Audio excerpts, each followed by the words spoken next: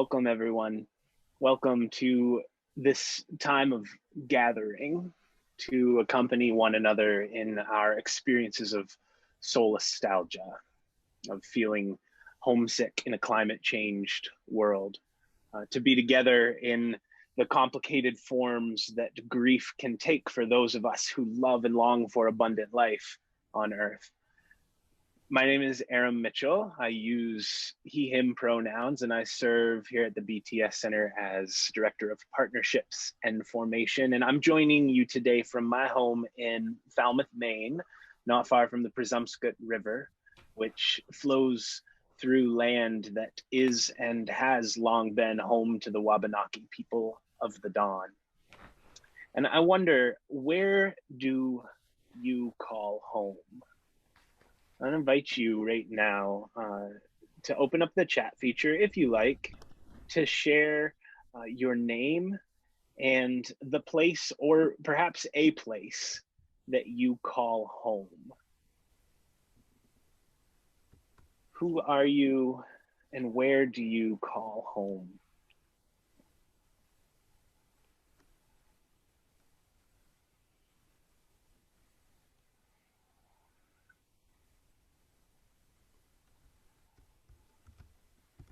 While some folks are sharing these things, I just want to say there are times this evening where we'll invite you to respond in the chat, but I also just want to give you permission if you prefer to ignore the chat. If that is more your MO, that's okay as well. I'm seeing that we have some folks in the Connecticut River Valley. Hi, Allison. And Alan's here. Portland. Sam, our guest this evening, our guest poet, Great Cranberry Island, another Islander, and Karen. I know my mom is here from Nova Scotia, one of the places that I consider to be home. You can continue to share those in the chat. And as we draw together this evening around the idea and experience of eco grief, let's just take a moment to pause. If you have come with a candle, then get a hold of that candle. And if you haven't already, put your screen in gallery mode and light your candle, and let's hold these up for all to see. Let's hold these up so that we can see the illuminated faces that make up this community.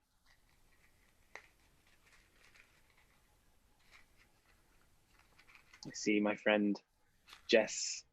Hi, Jess. I see my friend Linda, who I'll get to go for a walk with. Hi, Linda.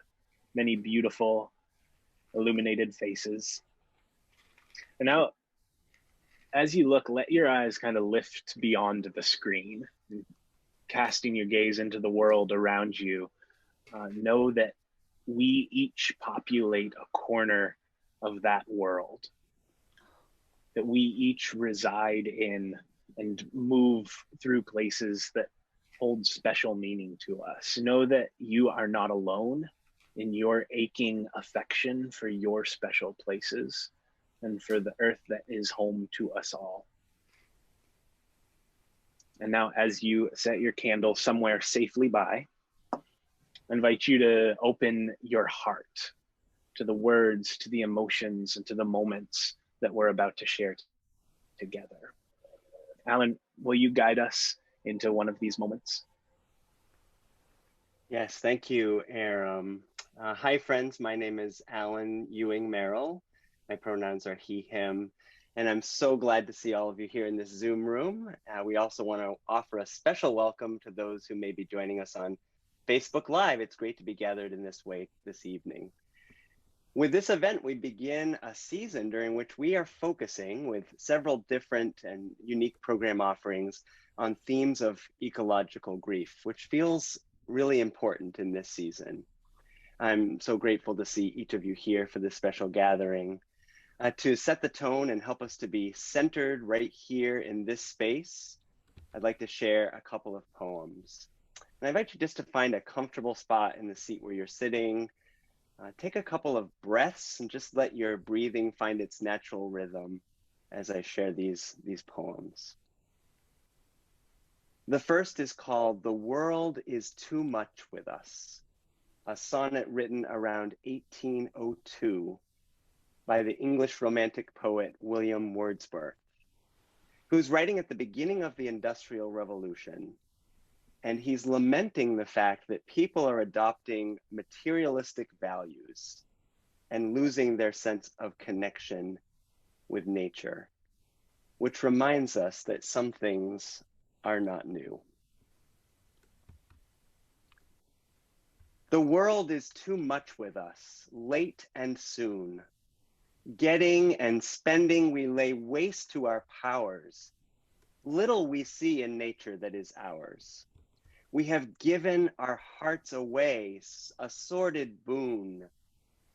This sea that bears her bosom to the moon, the winds that will be howling at all hours, and are upgathered now like sleeping flowers. For this, for everything, we are out of tune. It moves us not. Great God, I'd rather be a pagan suckled in a creed outworn. So might I, standing on this pleasant lea, have glimpses that would make me less forlorn. Have sight of Proteus rising from the sea, or hear old Triton blow his wreathed horn. And the second poem, just a few words, but packed with meaning. The Lesson of Falling Trees by contemporary American poet Lucille Clifton. The leaves believe such letting go is love. Such love is faith. Such faith is grace. Such grace is God. I agree with the leaves. And now I'm happy to introduce Reverend Allison Cornish, program consultant here at the BTS Center. Allison. Thank you so much, Alan, for bringing us those amazing poems and so resonant. So I want to thank everyone so much for being here. I'm Allison Cornish. My pronouns are she and her. And I'm glad to be here this evening in the company of brave souls courageously tending to the most tender of our emotions, those connected to loss. So I invite you to connect for a moment to a time when you felt a sense of wholeness or wellness, a moment when the quality of your environs elevated you, inspired, nurtured, and strengthened you. You know those moments when we feel perhaps even with a sense of love at home in ourselves and in harmony with our circumstances and our surroundings. They come during a walk in the woods, maybe sitting in the sun on a park bench with hands freshly dug earth in the garden, or floating on your back in the middle of a lake. I invite you to recall to mind and to your senses that particular combination of place and light and time and physicality, which struck a chord within you when it just felt right. I hope I'm describing something that each of us has experienced, and it would be lovely to pause here and share memories of these moments, to delight in one another's delight. But I want to press on to the times when, yes, this feeling has arisen and then also then lost, perhaps suddenly, but often gradually. How many of us have headed for what we anticipate will be a pleasant and familiar walk and turned a corner, and there, the tree that has always greeted us on the street is gone, cut down. Or when we drive through a familiar landscape, expecting the view of the meadow that has always delighted us, with its delicate beauty and expansiveness, and instead there's a new housing development. We walk along the beach scanning for shells and stones polished by the tumbling waves, and instead we're greeted with plastic detritus. They pave paradise and put up a parking lot, sings Joni Mitchell. And Barbara Kingsolver writes, we have a habit of naming whatever we create, think Deer Run or Pheasant Lane, after what we just bulldozed to build it. It happens day in and day out. Each of us in our encounters through the world, this is a pain known to anybody who attends to the world around them, who feels a kinship and connection to the rich mix of place and time and relationships. And if we really pay attention to what's going on in our world, we are likely experiencing this kind of pain, this sense of loss on a planetary scale. For that is what global climate disruption is causing. I mean, if we pay attention to the melting glaciers and the bleaching of coral reefs and the drought-stricken fields and grazing lands, the rising sea levels and disappearing islands, how can we not experience the keen pain of loss of key elements of our home with a capital H? A few years ago, my husband and I experienced such pain and loss when we reluctantly sold a house on Long Island in New York State, a home of 27 years for me and more than 50 for him and his family. Neither of us wanted to leave a place that had given us such joy and pleasure for so long. We had an abiding relationship with our tiny slice of land and house, the wide sky sheltering a saltwater creek, replete with native residents, muskrat, heron, turtle, osprey. But there had been changes afoot for a while that made remaining there untenable, unsustainable. The area was being transformed. The change is driven by a different set of values than the ones we embraced.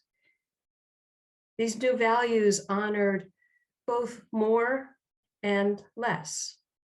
More money, which fueled more development, leading to more people and traffic and a much larger human footprint. All of which also led to less peace, less regard for the fragile ecosystems with which we tried so hard to coexist. That was the long, slow transition. But much more dramatic were the very real effects of climate change. In 2012, Superstorm Sandy swept through our neighborhood.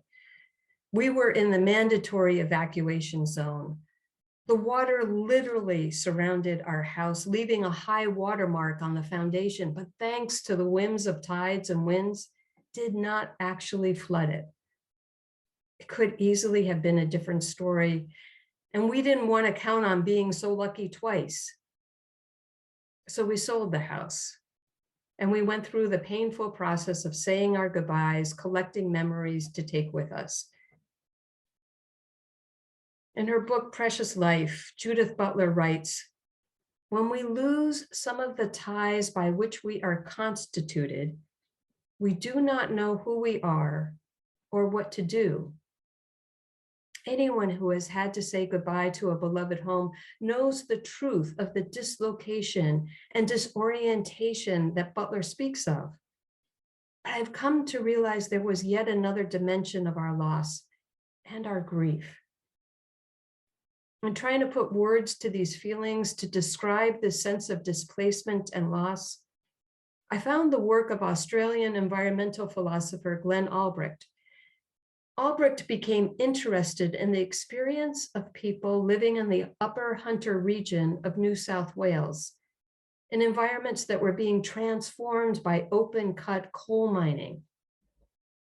He coined the term Solastalgia to describe the feeling of the homesickness you have when you are still at home, when your home environment is changing in ways you find distressing. Solastalgia has its origins in Latin, sōlācium, or comfort, and the Greek word algia, or pain. So solastalgia is the pain experience when the place where one resides and that one loves is under immediate assault. It is manifest in an attack on one's sense of place, in the erosion of the sense of belonging to a particular place, and a feeling of distress about its transformation. Solastalgia is not about looking back to some golden past, nor is it about seeking another place as home. It is the lived experience of the loss of the present, as manifest in a feeling of dislocation, of being undermined by forces that destroy the potential for solace. And the closer the relationship we have to that which is threatened or lost, the more likely we are to experience solastalgia. Albrecht's words resound deeply for me in reflecting on the changes we witnessed and felt even as we tried to stay where we loved living. And the causes are both local and global. The local stand of trees cut down to make way for another spec house, and the warming, rising, and nitrogen-laden seawaters that give rise to toxic algae blooms. But we know we are in no way alone, nor even suffering the worst of the effects, either local or global. Now, I know it's no small thing for me to suggest that we as a species across this blue-green planet of ours are experiencing profound solastalgia. But I think we are. We are living in times and places that are under assault, whether through the rapacious drilling and burning of fossil fuels, the wanton release of pollutants into the air, water, and soil, or the loss of sustainable habitat for a wide range of species. It's easier for some of us to ignore or to insulate ourselves, even to mitigate the effects of climate change, depending on where in the world we live, the access to resources we have, and our willingness to attend to the world around us. But we engage these diversionary tactics at our own peril. What I'm talking about here is not whether or not one believes in human-caused climate change, or whether the policies and actions of countries will move far enough, fast enough to avoid catastrophic changes to our climate and weather patterns. It's not even about the place we occupy in the vast web of interdependence. All of these are so important and real and call for our attention. Now, this is about the profound connection we have with creation and the pain that occurs when that relationship is damaged. We lose so much.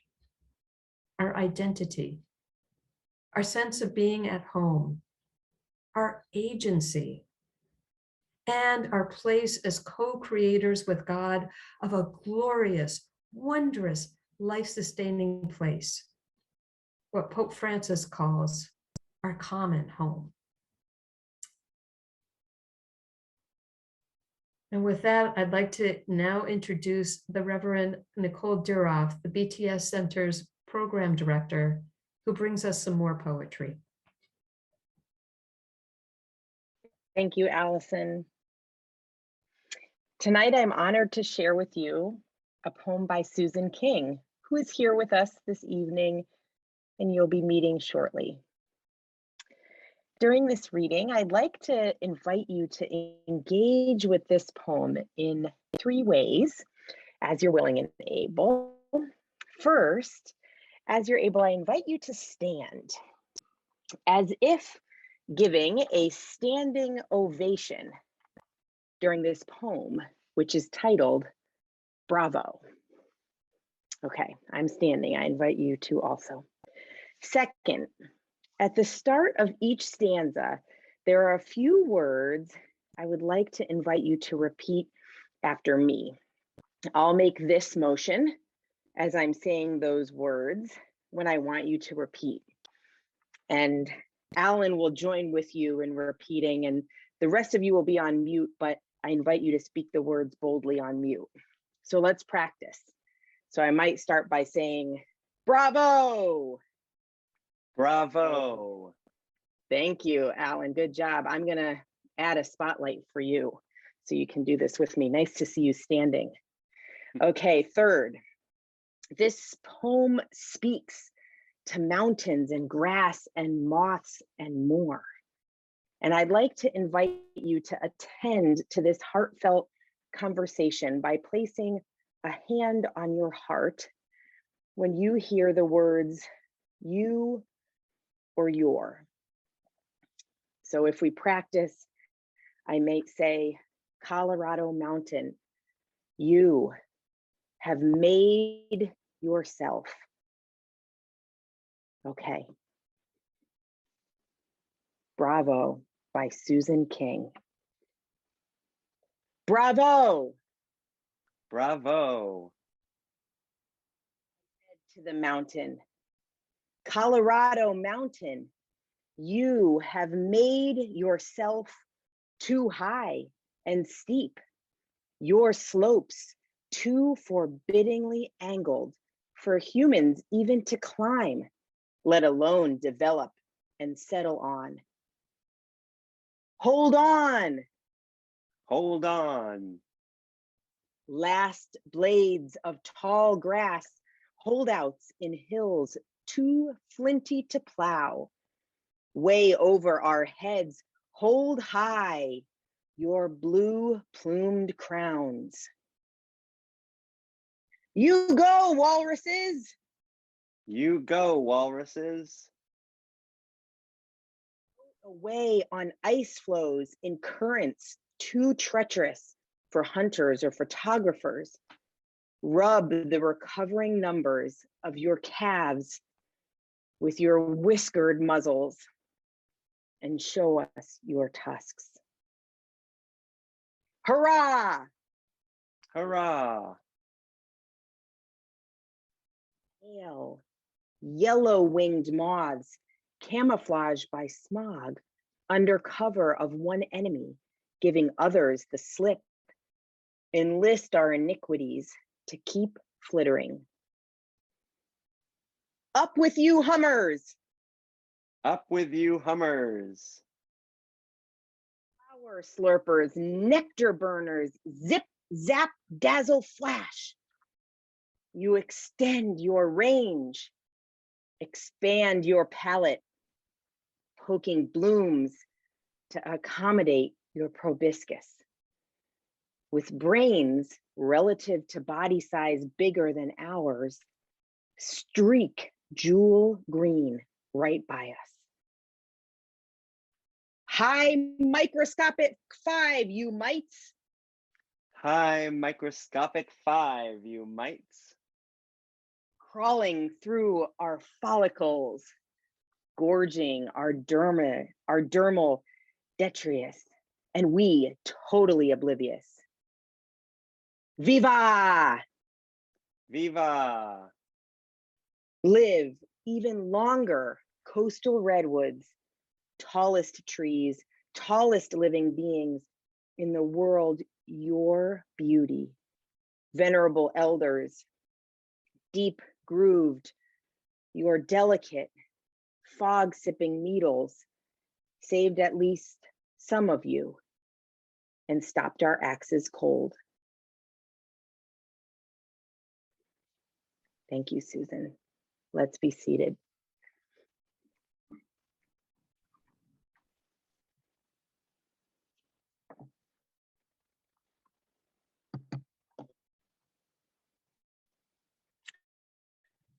And now I turn things to my colleague, Ben Yashua Davis, Director of Applied Research at the BTS Center.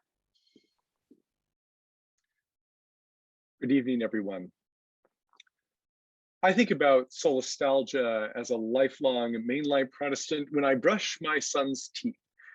Michael, my son, is 5 years old, and every night after we read a book for a continually renegotiated amount of time, He sits down on top of the toilet seat, cranes his face up at me, and smiles cooperatively while I go about the work of avoiding future dentist bills.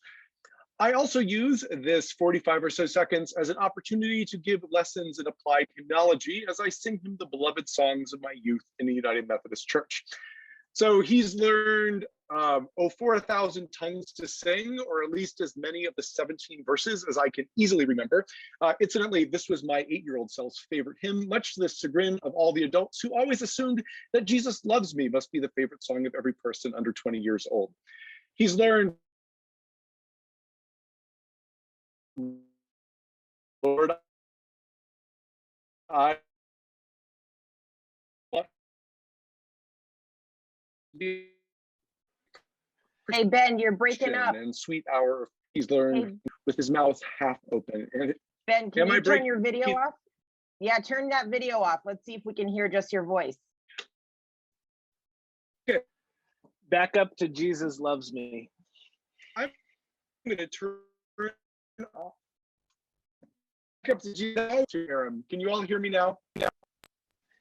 Yes, that's better. Okay. Okay, very good.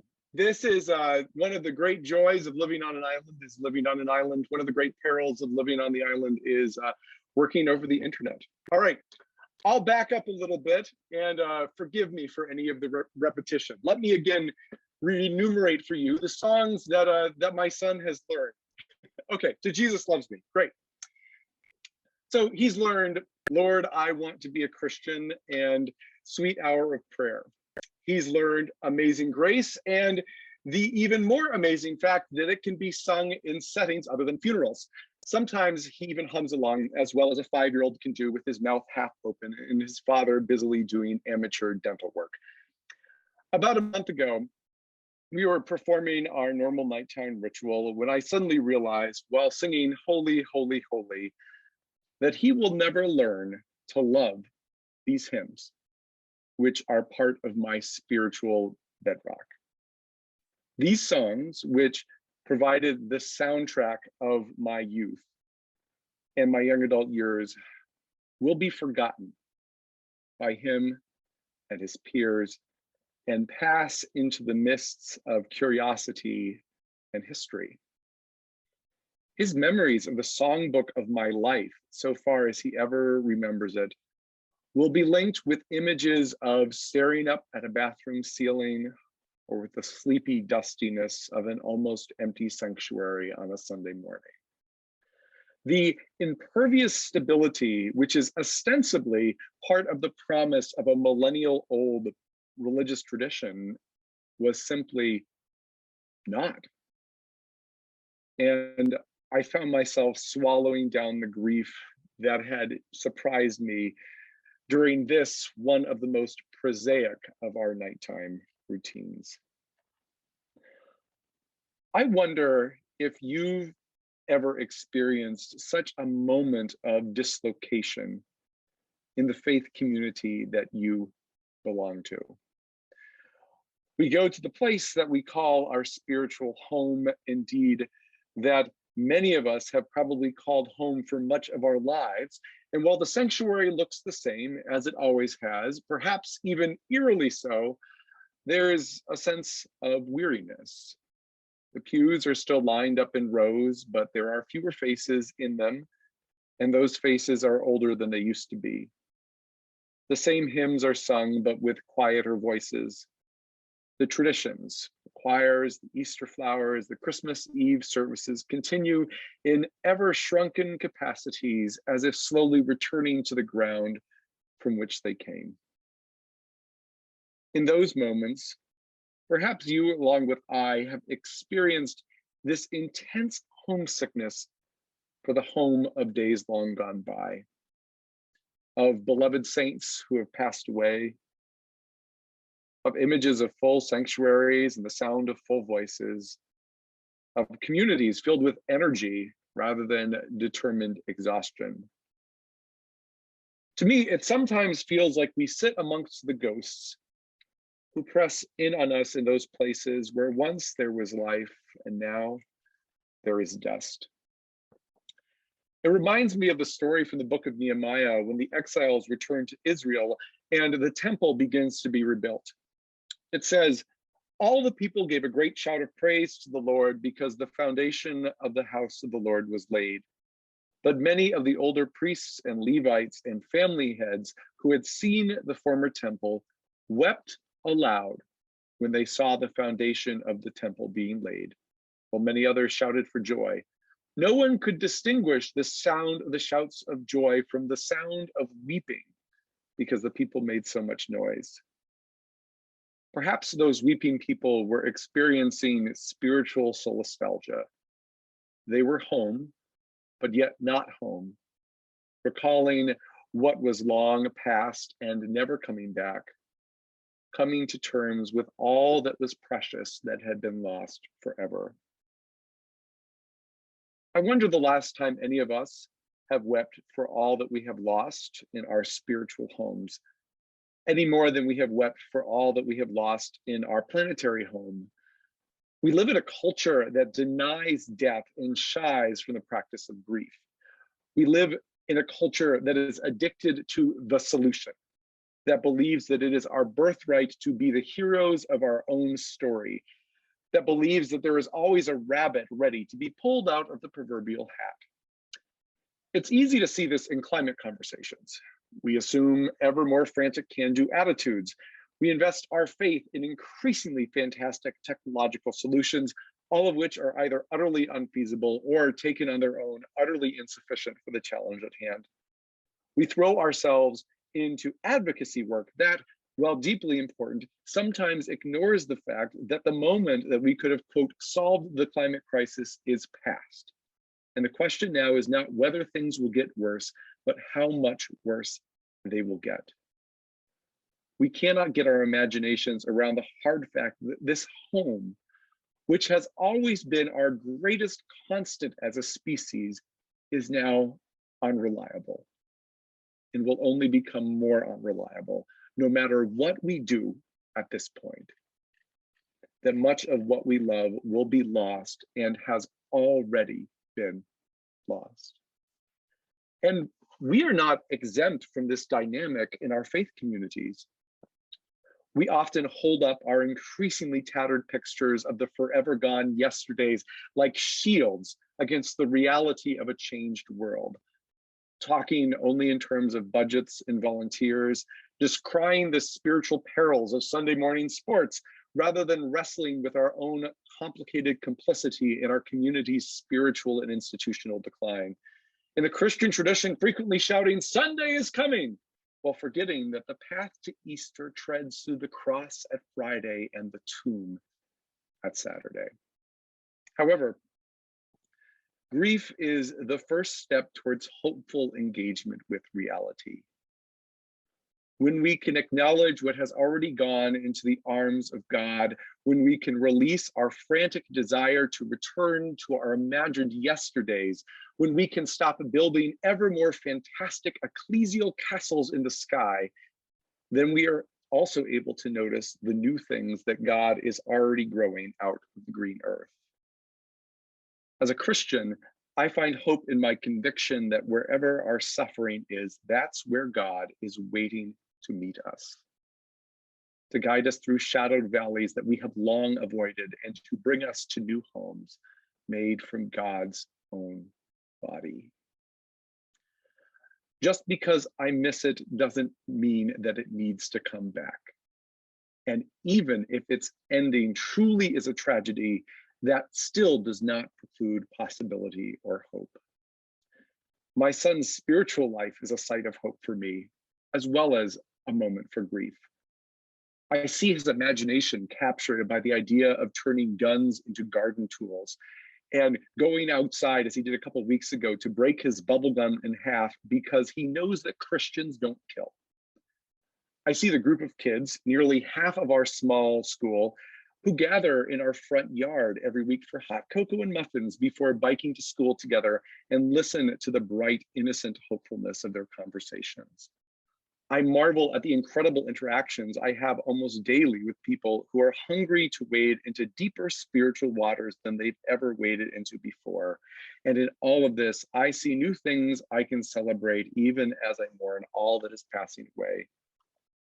In fact, just tonight, we were sitting around the dinner table and Michael was asking why I would not be able to perform our nightly hymnological exercise, which in fact is happening right now with my wife in the background. I explained to him that I was working in my office on an event about helping people grieve and cry for all the places in the world that had been hurt. And he looks to me and he asks me the question, did we hurt them? And I took a deep breath. This is not the first tough conversation I've had to have with him in the last couple of years. And said, yes, not just us as a family, but it's really hard to live in the place we do and not hurt the world that we love. And he's 5. And this is his birthright and his inheritance. And there is profound grief in that. And he stopped and he processed and he said, you know, I want to stop people from hurting those places. And there was another pause. And he said, even if they hurt me when I do it. And there you go. The sadness, the grief, and the hope. And a very young determination that may not change the world all on its own, but I believe is certainly worth something staking our hope on. What solastalgic ghosts are you sitting with right now? In your spiritual community, what are you mourning that was once cherished but is now lost, that if you have not named or not named in front of a group of people that you may feel the need to release? I invite you in this moment to name that either silently or lift it up before this community in the chat.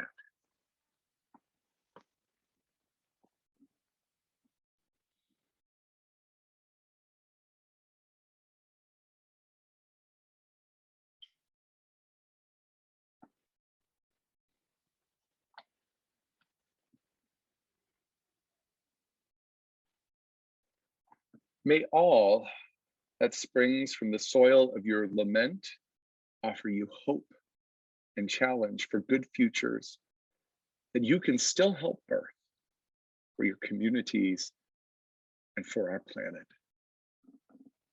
Amen. Aram and Susan, would you invite us into another way to engage in hopeful, solastalgic lament? Yes, yes, we will. Thank you, Ben. Thank you, Nicole. Thank you, Allison. Thank you, Alan. And thank you, Michael. When you wake in the morning, hope your father expresses the deep gratitude that I feel we in this community all have for your words of wisdom. Deep admiration. I want to introduce you all to a poet whom I deeply admire. Susan Deborah King has worked as a United Church of Christ pastor, a retreat leader on creativity and spirituality, 2 of the best things, and a teacher of literature and creative writing, also good things. She lives in Cumberland, Maine and Great Cranberry Island, and she's published 6 full-length poetry collections and edited 2 anthologies, including Tabernacle, Coven, One-Breasted Woman, and Out of the Depths, Poetry of Poverty, Courage, and Resilience. And I find that her poems are rooted in keen observation. They sprout with candid confession, and they blossom, sometimes playfully, high five, you microscopic mites, and sometimes lamentfully, solastalgically, with cathartic release. Also, her friends call her Sam, and I consider it one of my life's great honors to be counted as one of those friends. So Sam, welcome. Will you share some poetry with us? Sure, thank you very much, Aram. Thanks for inviting me to be part of this gathering. with which my heart is deeply aligned. And thank you to those who've already spoken. You've really touched me by your testament. I would call it a testament, what you offered. Thank you. I guess I'd like to also say that I'm a she, her, and that I'm right now in Minneapolis, which is on the land that was once belonged to the Ojibwa people. I'm going to read 3 poems that chronologically in the order they were written. The first one was written as a response to a long article in National Geographic about the destruction of the Brazilian rainforest. And this was in the 90s that I wrote this one. Most of the facts in here are now well known, but they were new at the time, and they just shocked me. Hamburger. I'm talking patties you shape yourself, thick, out of meat, red with innocent blood. Barbecued in 90-degree heat till juices run off them like eroding rain. Till globules of fat form like river-clogging silt, and they smell heady as a birthright, till they're black as acres slashed and burned for pasture. I'm saying these burgers are slathered with whatever you want. Ketchup, piccalilli, mayo, lay it on.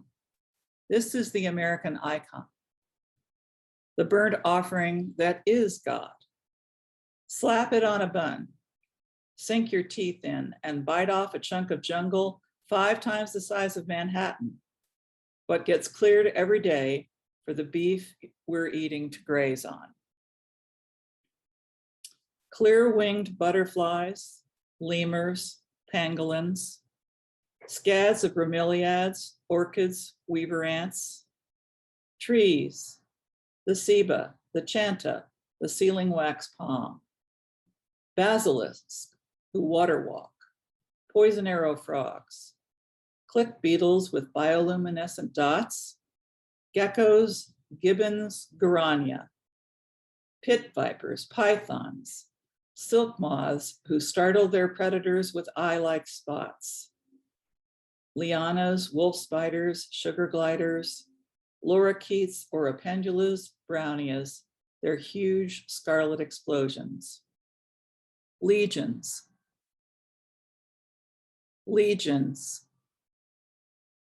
legions, all chopped meat, $1.59 a pound. And when they're gone, feast on your own breath. Taste the cost.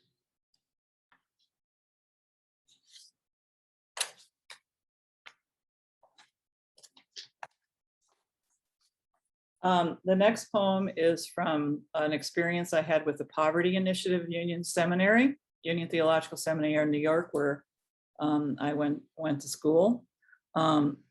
This group was a group of students who formed to create a network of grassroots poverty organizations that started locally in New York and then all around the country, then around the world. And now it's the Poor People's Campaign, of which I'm sure you're aware, with William Barber and Liz Theo Harris, who are directors. And this was a trip we took, the Poverty Initiative, to West Virginia to see the mountaintop removal mining that was going on, and to meet with a guy named Larry Gibson, to whom the poem is dedicated, who was being threatened on a daily basis to give up his land for this mining. From Cayford Mountain. When I looked down into the pits of hell that was once green West Virginia mountain, bullied out of the hands of its owners by hanging their dogs and shooting up their homestead, where, growling into skies once replete with songs of now dishabitated birds, behemoth machines were making gray dust of the mother's breast for veins of black milk to feed banks, to feed fires smoking up the breathing air, and dirtying the runoff no rain can purify for downstream children to drink. I wondered, what kind of species am I part of?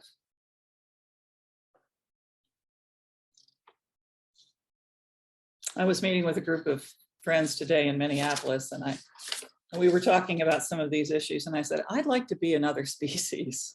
We're talking about some of the cruelties that were happening just in this city. I thought, well, I think I'd like to claim another identity. And this poem was written recently, and I'm sure all of you who are artists of one kind or another get gripped by something. And I knew the minute I saw this on the news that I would have to write about it. I've spent, probably because I've spent time with the sequoias in California with my daughter, who also loves them and loves trekking through those mountains. Burning sequoias.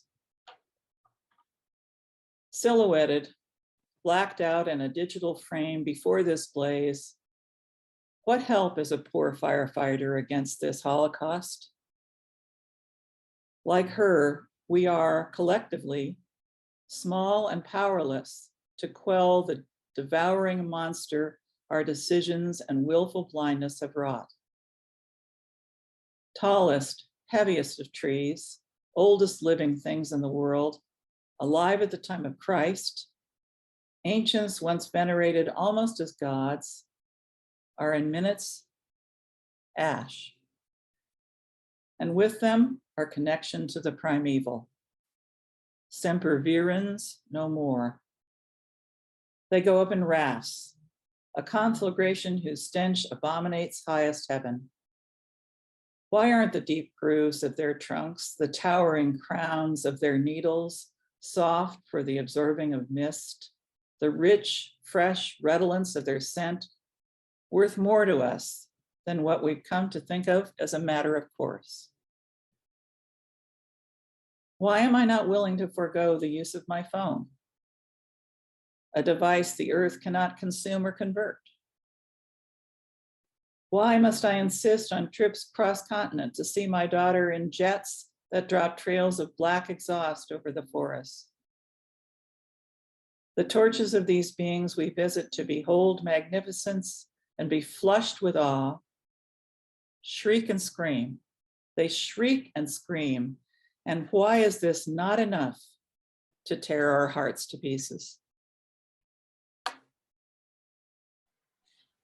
Thanks for listening. Thank you for sharing those. I appreciate the way that these three poems in particular invite us as readers to grapple with our own complicity. To echo Michael, did we hurt them? It invites us to consider the ways that at times we're all architects of our own grief.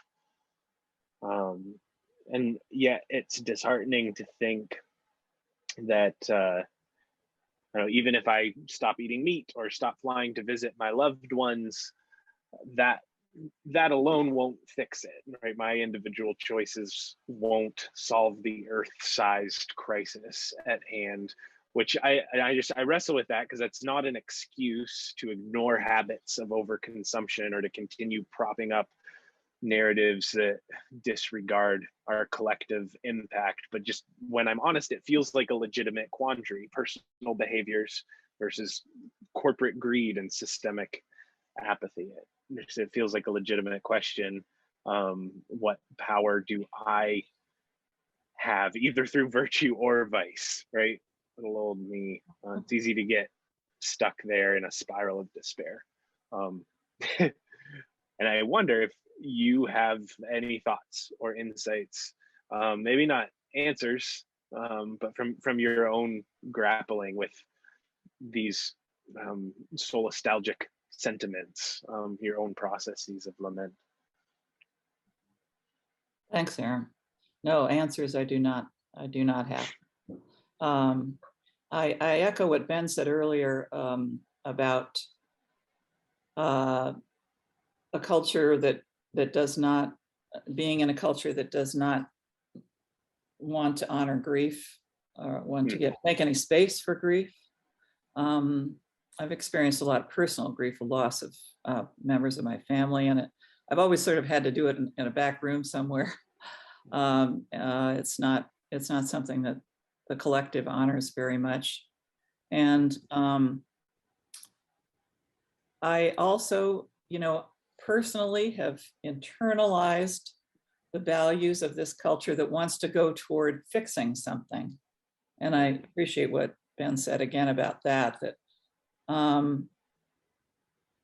so that's my natural impulse. But lately, I've tried to just stay with the grief and allow it to really be that. I personally, I guess, feel that we're beyond the tipping point and that this is just, we've done too much. And I celebrate those who are working on solutions. And I, I also am part, try to be part of things that organizations that are looking for solutions. But something that a friend said to me when we were talking about this very issue a couple of weeks ago, someone actually older than I am, believe it or not. We were aligned in our feelings about what's going on, and she just said something that really moved me. And I told her I wish I'd recorded exactly what you said, but what she said was, though we're probably helpless to do anything about it, the earth is still beautiful. And we can still love it. We can still, these are my words now, pay reverence to the beauty and worship it, really. I mean, that's basically most of what I've done as an artist, is to worship the beauty. And also with people we love, they're still here to love. And all the people, trying to love as many people outside what we thought of as the realm of what we can love, to stretch that love farther out. Yeah. We still can do that. And so that's where our energy can go now, instead of, not while holding our grief. It gives sort of ballast to the love that we can offer, and the reverence that we can feel and express to each other. Okay. So I wish I had an answer, but that's. No, I find that really profound and moving, and I think what I needed this evening and in this season. Yeah. The poems that you shared, I experienced them as sort of like almost righteously harsh and prophetic. And I know you have other poems that I have experienced as almost like tender lament, which I don't think that they are different from one another, like as in opposites, each still very much expressions of heartache, not devoid of hope, but that kind of manage to defer the impulse to, as you're talking now, right, request consolation in an overly simple form of hope. Lament as an expression of grief and confusion that somehow opens us up, a heartache that opens us to questions and wonderings about the possibilities of a boundless practice of love. And in a moment, I think we've got time for one more of your poems. In a moment, Allison is going to guide us in a ritual of lament. But first, Sam, if I can make a request, would you read for us Photographing the Lady Slipper? Yes, thank you. Thanks. This has been, this poem is probably about 15 years old, I would say, maybe. I've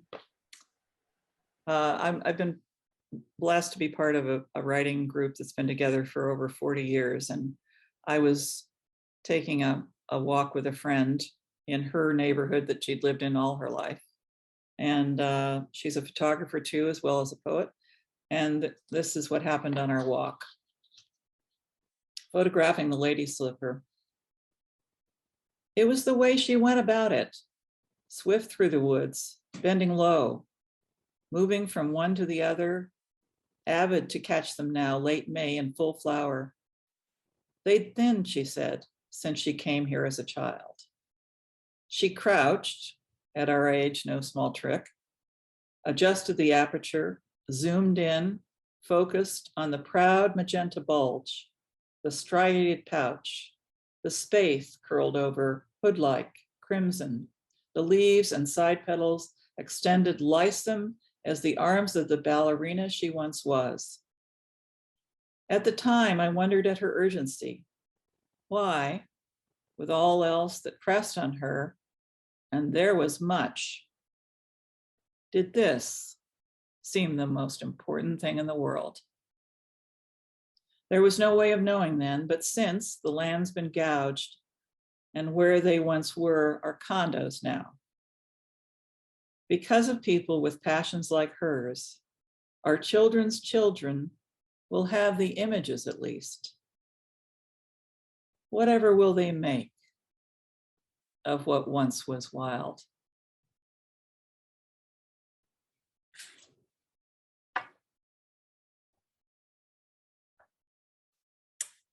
Thank you, Susan, for sharing your incredible gifts with all of us this evening. Thank you. Now I and the BTS Center team offer to all of us an invitation to participate collectively in a ritual. Why a ritual? Well, in the words of Nancy Menning, mourning rituals and practices respond to the grief we feel when we lose those we love and to whom we are attached, enabling us to go on in a world of ubiquitous change and repeated loss, the themes that Susan and Ben have been bringing us all evening. Rituals nurture our sense of connection, and they work with our feelings of grief, and they further our mourning process. Nancy Menning also talks about the lack of rituals that exist specifically for ecological losses. And Sam, you just lifted this up. Most of our rituals for loss are for and about the loss of people. Yet we can learn from and adapt ancient time-honored rituals of mourning for the new losses we are all experiencing. So this particular ritual comes from the work of Joanna Macy and the community of the work that reconnects. The ritual arose from a group attending a 30-day intensive led by Joanna and Fran Macy in Western Australia in 2005. People shared their grief for the world by passing a bowl of water around the circle, each person scooping up some water and letting it trickle through their fingers as they said, "My tears are for." And then the bowl was placed on the altar. Later, the same ritual was used at a gathering to close a ceremony honoring the suffering inflicted on Indigenous people the world over. And then again at Findhorn in Scotland, a ceremony with 250 people began with poetry, just as we've been doing this evening, and spoken reflections on the power, liberation, and solidarity that comes with owning our collective grief. Then people clustered in foursomes told of their experience of the great unraveling and sang together over and over like a chant, the words of Adrian Rich put to music by Carolyn McDade. I won't try singing this, but these words are maybe familiar to many of us. My heart is moved by all I cannot save. So much has been destroyed. I have to cast my lot with those who age after age perversely, with no extraordinary power, reconstitute the world. So this ritual, though not ancient, has some very deep and global roots. So we begin with water, and if you have your bowl of water close to hand, lift it up so that we can all see one another's bowls. Water is where life began on this blue-green earth of ours. Water that is essential to life. I mean, we ourselves are constituted of so much water. And then salt. If you have some salt, pinch a bit of it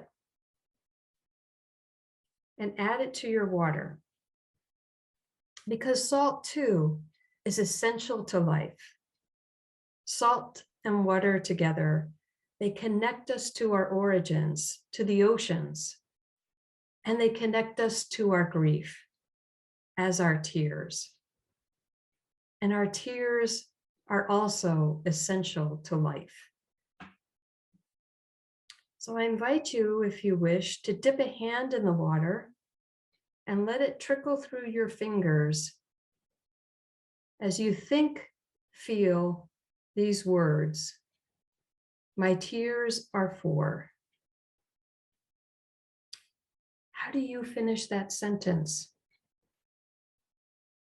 What specific beings or places or moments come to you? If you'd like, perhaps you'll take a moment to jot some words down on paper. And if you're willing, please feel free to type into the chat. What do you say after my tears are for? Let's just share some silence together.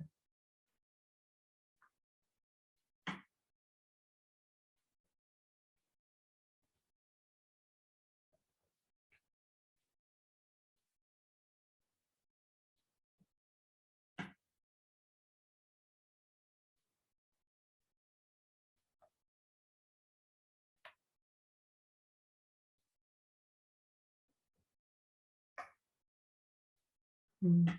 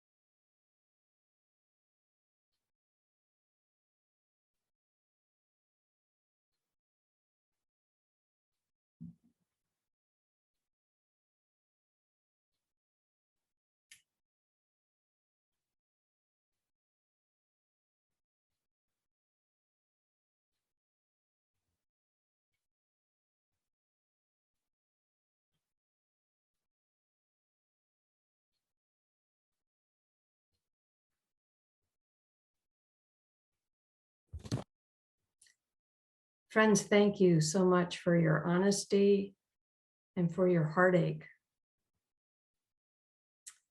And keep them coming in the chat or keep them writing in your journal.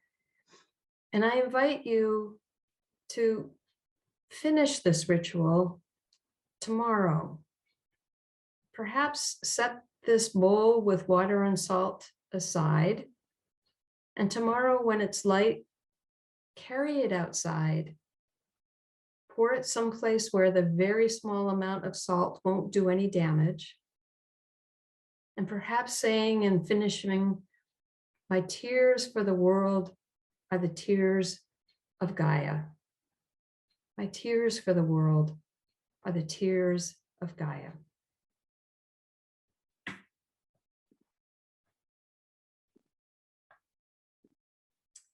Thank you, Allison. And thank you, friends, for sharing this evening with us. On behalf of all of us at the BTS Center, we are so grateful to be on this journey with good company. And we invite you to continue journeying with us during our upcoming fall season of programming, focused on engaging with eco-grief in a variety of ways. Aram, as I share, would you put up aids, and Ben, could you drop some of the links in the chat? Hope that these offerings calls to each of you in a special way for this next season. And I'm going to stop my video. Let's see if my voice comes through a little cleaner with my video off.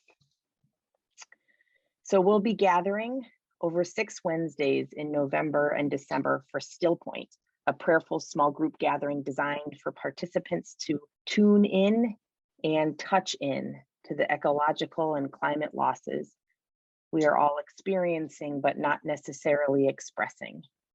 We are creating this space so you may have company in your grief, and so we all might rededicate ourselves to the work of planetary healing and health. We'll also be gathering over 4 Mondays in November for a book study group on Words for a Dying World, Stories of Grief and Courage from the Global Church, a collection of essays edited by Hannah Malcolm. Together, we will dive into this book, creating a theologically grounded space in which to deeply engage with the spiritual impacts of climate change. And please stay tuned for details about a public conversation with Hannah Malcolm that we'll be hosting in December, which will serve as a capstone to the book study group and will be open to any and all who are interested. Finally, the next event we will be hosting this season is Lament with Earth, the first of 5 seasonal online rituals, which will include original music, poetry, images, scripture, and videos to reflect different seasons of loss through the liturgical year. The BTS Center has teamed up with the Many for this series, an extraordinary group of songwriters, spoken word artists, and liturgists. For our closing and sending tonight, we are pleased to share with you, Is This How the World Ends?, a song uniquely created for Lament with Earth that we hope serves as a powerful and meaningful end to this evening's program.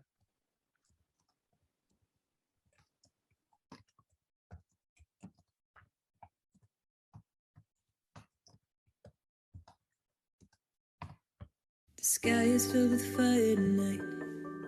The smoke fills our lungs. What are we doing? What have we done? What are we doing? What have we done? The water's running dark tonight.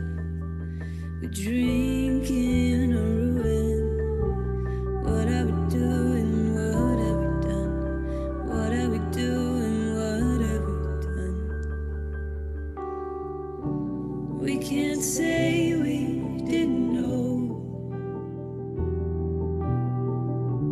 We can't say we didn't see. Our tears don't mean a thing if we turn away again. Is this how the world ends? Is this how the world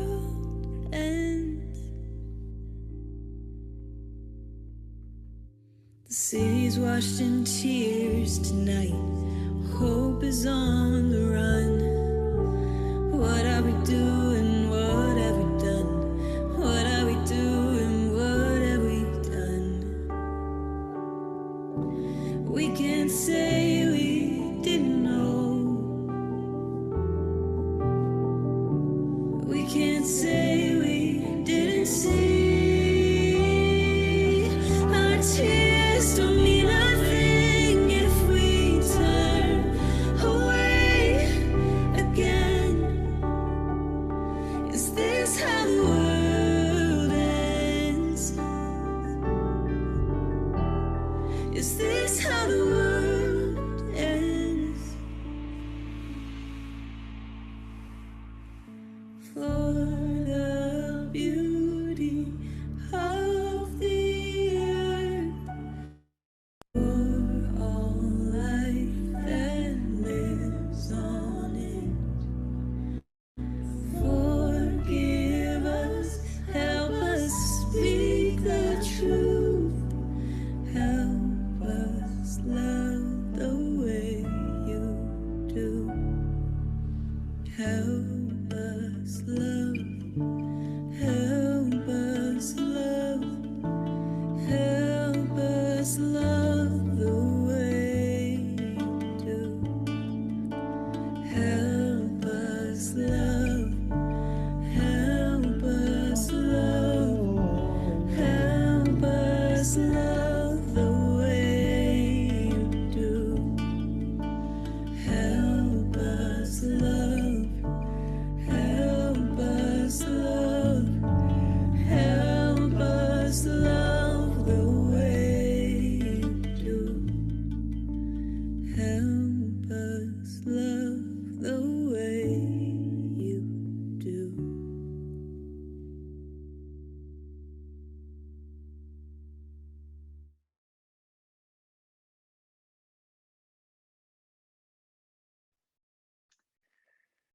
So grateful for this time. Thank you, Aram, for organizing us. Thank you, Sam, for being with us and sharing your really profound poems. Thank you, Allison, for leading in that ritual. Thank you, Ben, for your reflection, and Nicole for your poems and contributions. And thank you all for being with us tonight. I hope that you will want to engage with us as we continue in this series. Have a good night. Go in peace.